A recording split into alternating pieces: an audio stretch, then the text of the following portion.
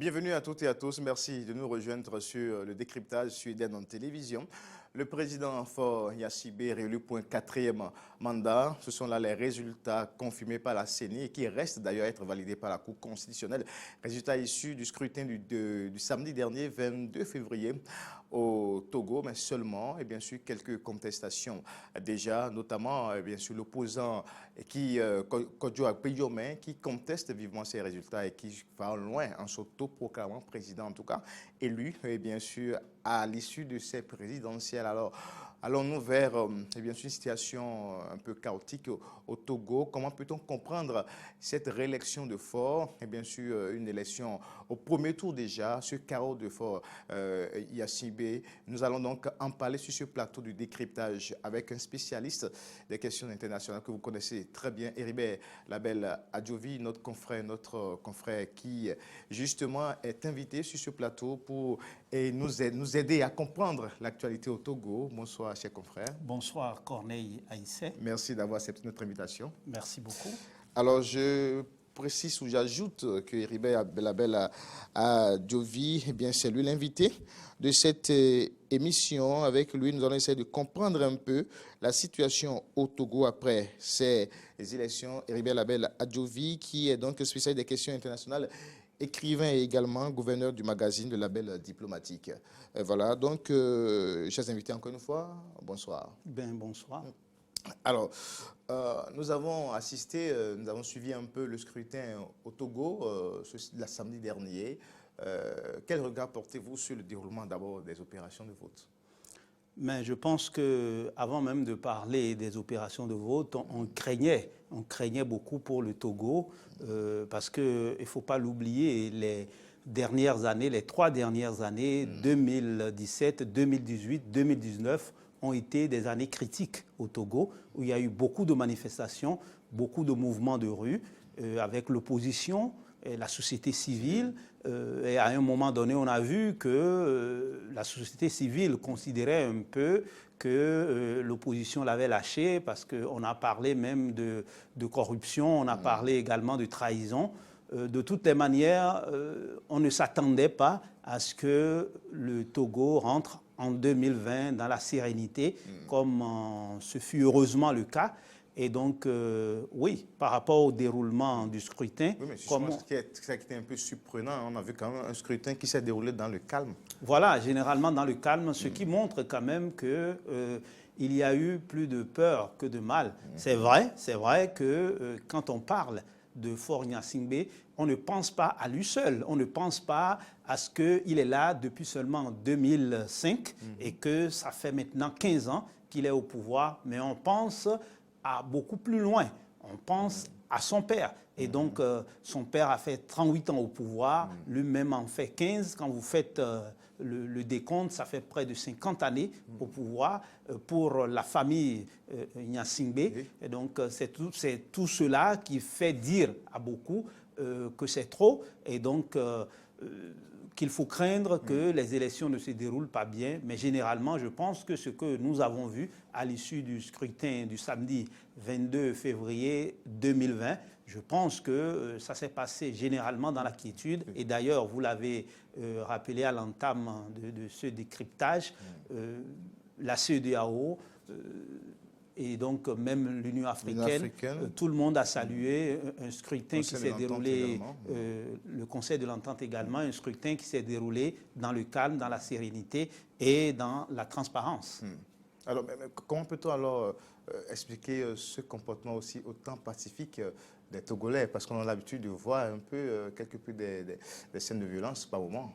Mais ça ne vous a pas échappé qu'avant 2005, avant que Faure Gnassingbé ne prenne le pouvoir, parce qu'il ne faut pas oublier qu'entre-temps, Faure Gnassingbé, ce n'est pas la même chose que son père, mais son père s'est fait réélire régulièrement, mais dans des conditions pas toujours catholiques, si l'on peut s'exprimer ainsi. Et il y a eu les moments de violence au Togo. Et donc, nous nous rappelons également qu'en 2005, lorsque Faure devrait venir au pouvoir après le scrutin, parce qu'il a été installé à la place de l'ancien président de l'Assemblée nationale qui n'était pas là, on a dû le faire député, puis président de l'Assemblée nationale pour qu'il devienne président de la République. Et il a dû organiser des élections en 2005 dans des conditions chaotiques. Il y a eu de la violence, il y a eu même plus de 500 blessés, tout ça.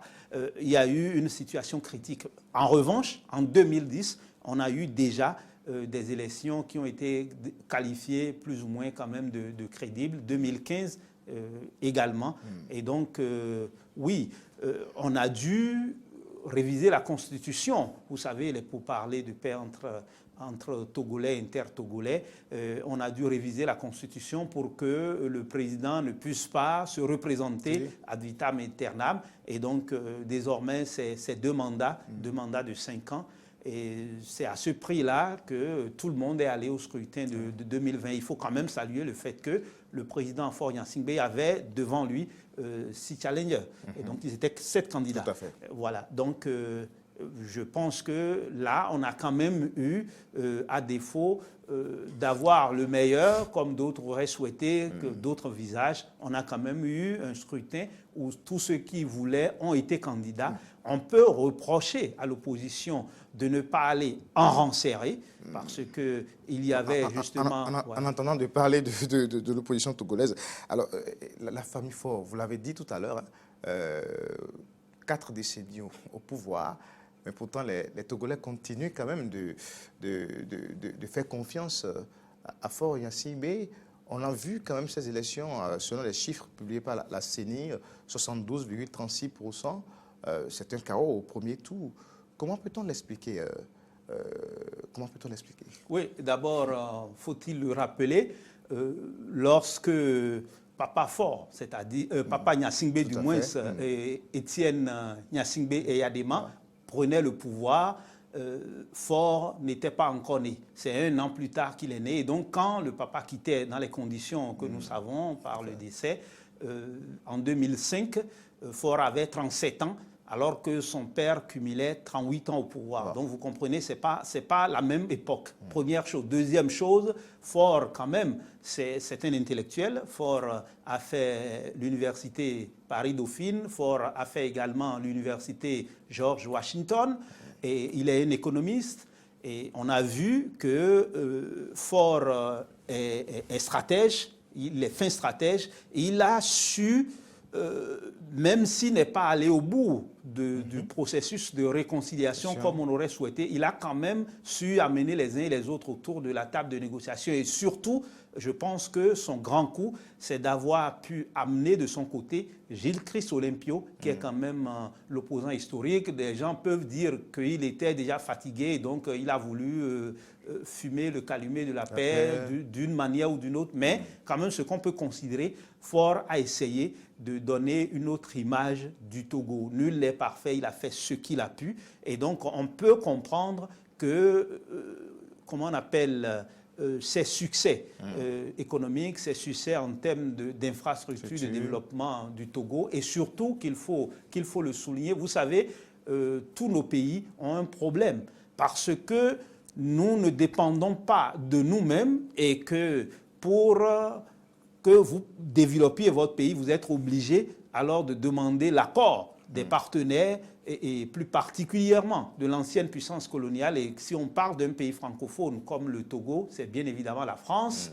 Et donc, lorsque vous dites, par exemple, que vous voulez développer des infrastructures routières, socio-communautaires et autres, on estime que vous n'avez pas assez de marge de manœuvre pour le faire. Je pense que de ce côté-là, le président Faure a eu quand même le génie de compter sur les ressources internes pour pouvoir développer les grands travaux. Et je pense que ça, c'est à saluer. Maintenant, tout ce qui reste, il va certainement y travailler avec le 4e mandat si la Cour constitutionnelle venait à valider le scrutin. Maintenant, ce qu'il faut dire, les contestations des résultats, je pense que ce n'est pas une première. On l'a eu en RDC avec Martin Fayoulou. On l'a eu au Gabon avec Jean Ping. Et donc, c'est comme une habitude maintenant présent sur le continent, parce que la moindre des choses qui aurait dû être faite si on veut vraiment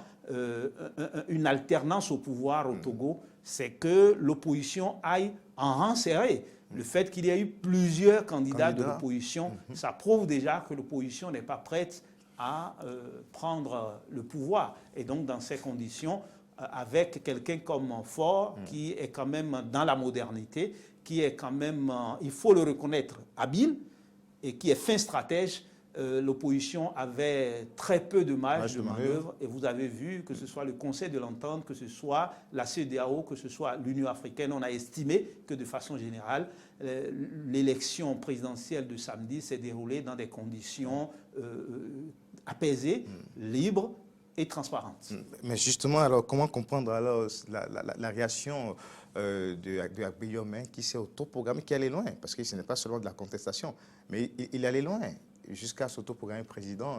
Oui, Martin Fayulu l'a fait avant lui, Jean Ping l'a fait avant lui, donc je pense qu'on pouvait s'attendre déjà à cela. Et d'ailleurs, est-ce que quand Agbeyome Kodjo le dit, est-ce que les autres partis de l'opposition ou les autres candidats de l'opposition l'ont soutenu? Non.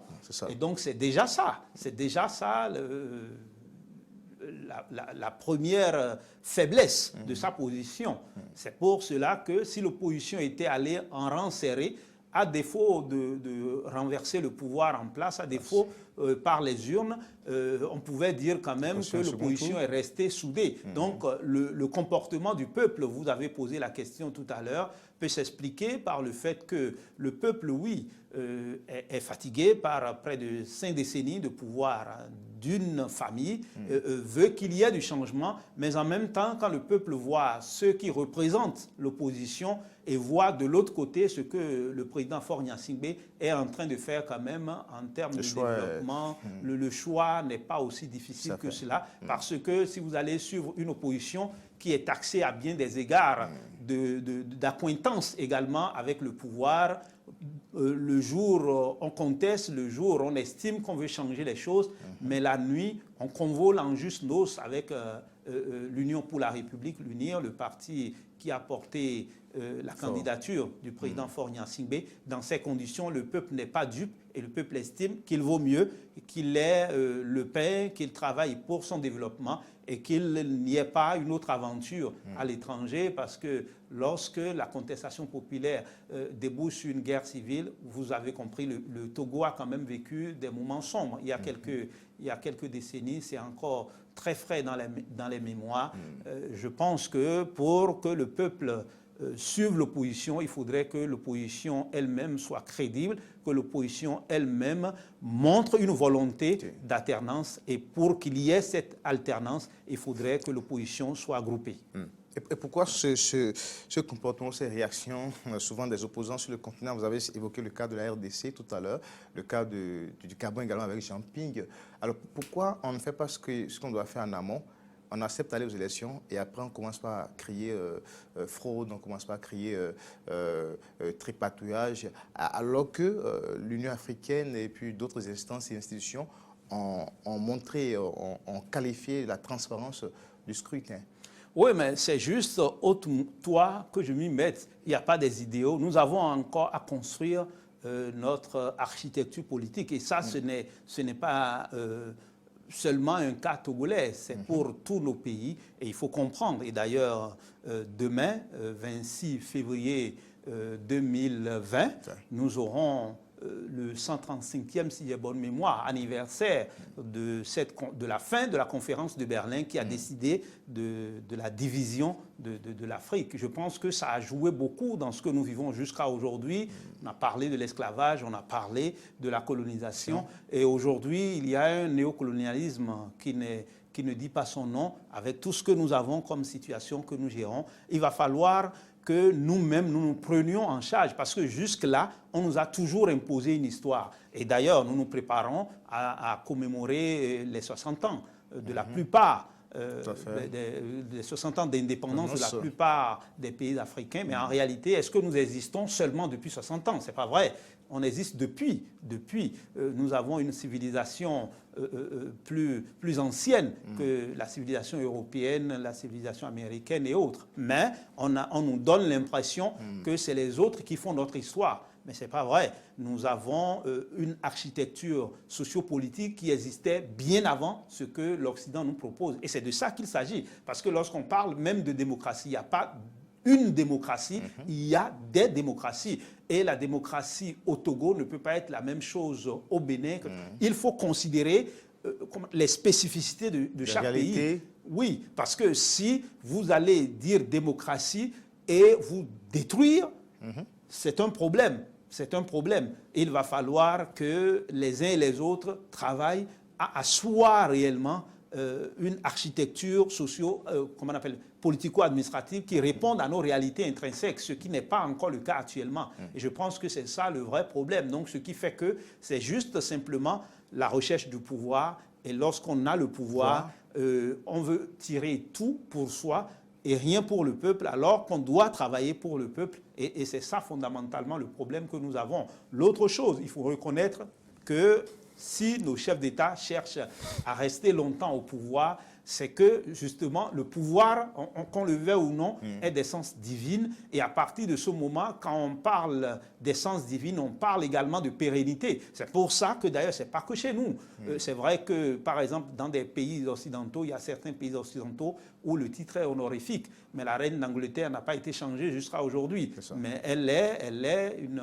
C'est vrai qu'il y a le Prime Minister, il y a le Premier ministre qui joue le rôle exécutif, mais la reine d'Angleterre, elle est quand même un président de la République, un titre honorifique. Nous avons également dans d'autres pays, alors des présidents honorifiques, et même dans le cas d'un pays comme l'Allemagne, où on a un chancelier actuellement, on a une chancelière.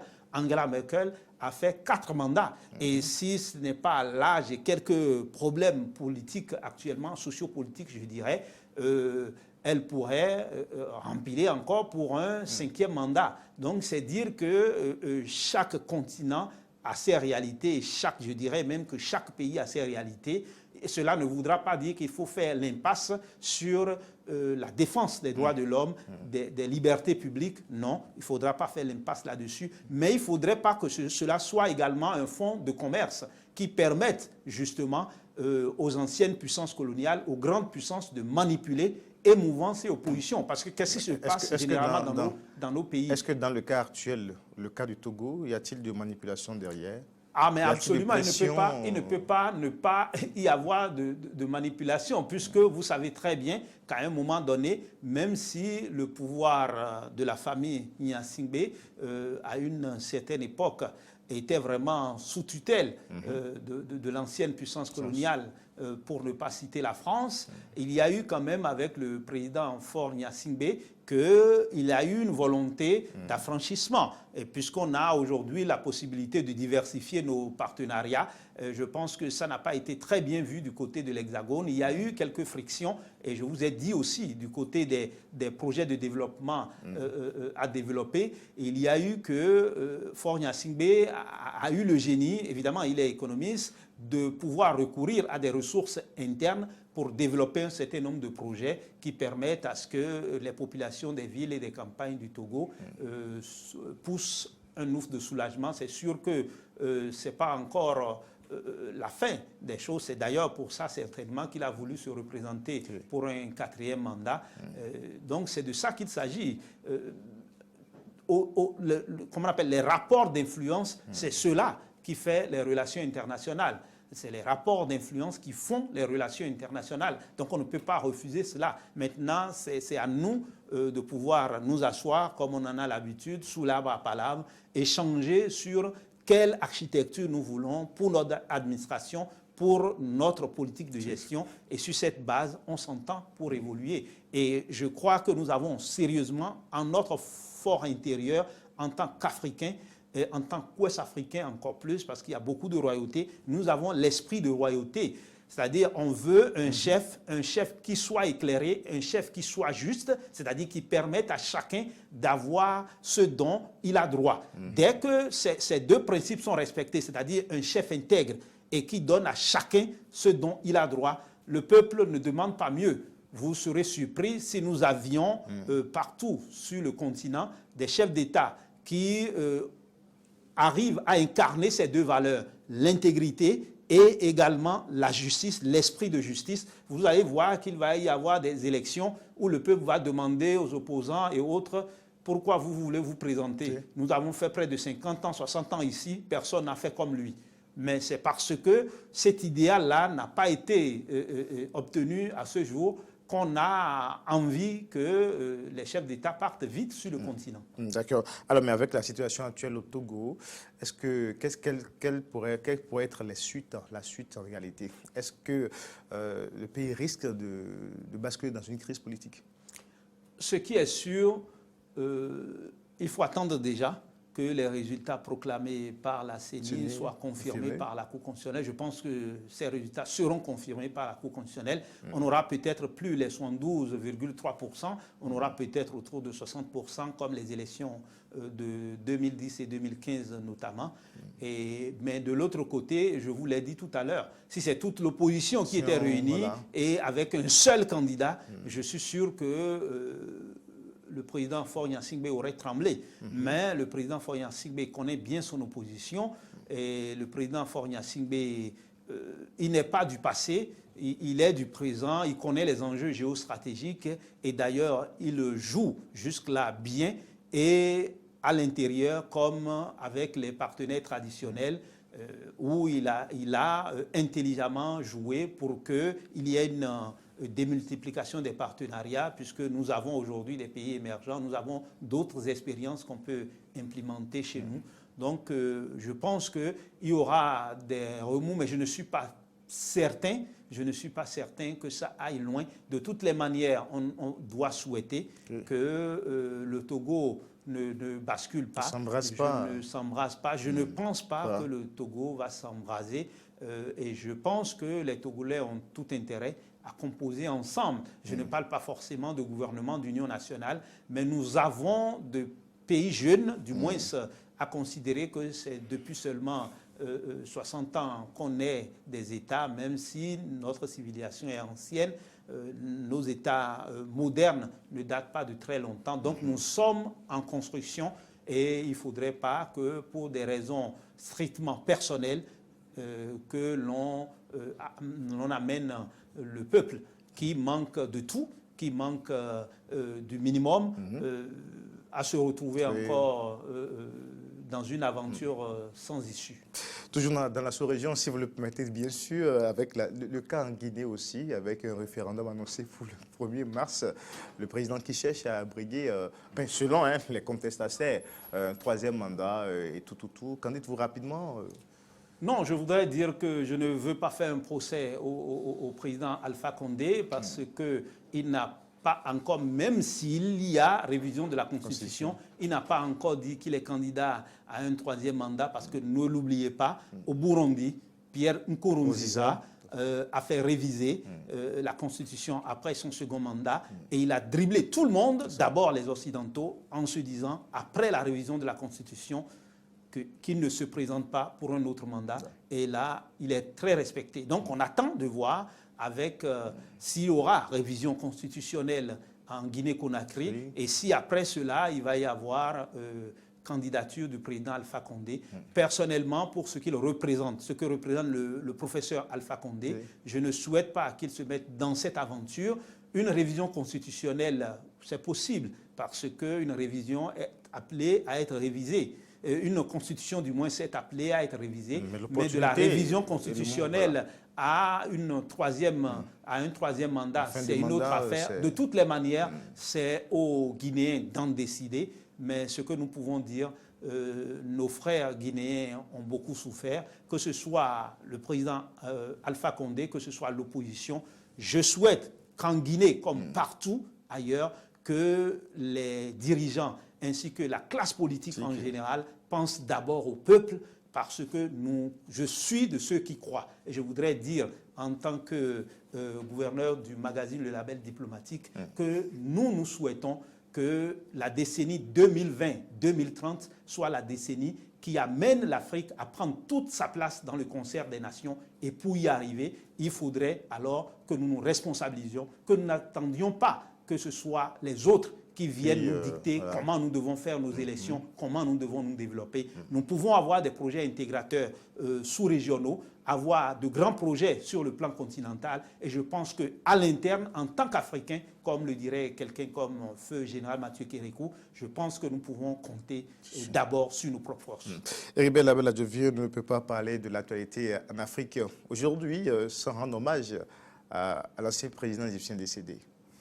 Oui, absolument, absolument. Je vous laisse le soin de le faire pour conclure ce débat. Mais Hosni Moubarak. Oui, oui. Je voudrais juste dire que, quel que soit ce qu'on peut dire de l'homme, il a fait ce qu'il a pu. Il a fait ce qu'il a pu. Il a amené son pays là où il pouvait le faire. Je pense qu'on doit s'incliner devant la mémoire de nos chefs d'État. Le président Hosni Moubarak a fait ce qu'il a pu. Et même si on peut lui reprocher bien des choses, vous savez que nul n'est parfait. Il faut garder le bon souvenir des choses. Et je pense qu'en tant que président égyptien, il a défendu son pays comme il a pu. Il a certainement commis des erreurs. Il a certainement fait des choses qui n'ont pas plu à tout le monde. Mais ce qui est le plus important, chacun vient apporter sa pierre à l'édifice. Et je pense que, qu'on le veuille ou non, l'Égypte pleure un grand homme. L'Afrique a perdu un de ses dignes fils. Merci à vous, Heribert Labelle-Adjovi. Vous êtes journaliste spécialiste des questions internationales, écrivain et gouverneur du magazine Le Label Diplomatique. Avec vous, on a analysé un peu, et bien sûr, les résultats issus de la présidentielle au Togo, présidentielle sanctionnée, bien sûr, par la réélection par chaos de Faure Gnassingbé. En tout cas, un résultat qui reste à être confirmé par la Cour constitutionnelle. Merci d'avoir suivi cette émission. Au revoir et à très bientôt.